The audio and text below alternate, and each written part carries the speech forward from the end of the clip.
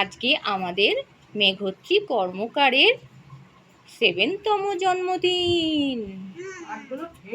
আচ্ছা, তোমার জন্মদিনে মা কি কি রান্না করে দিয়েছে তুমি বলতে থাকো। অনেক কিছু রান্না করেছে। প্রথম থেকে বলো।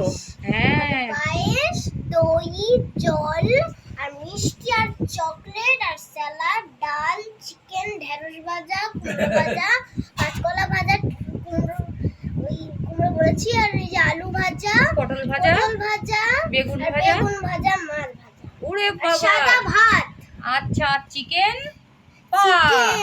চিকেনের পা আর ডাল দিয়েছে, ভেজ ডাল আর কুরকুরে, চিপস, বিস্কুট, আম সদ্য। কুরকুরি বললো, কুরকুরি কুরকুরে। সাদা ভাত।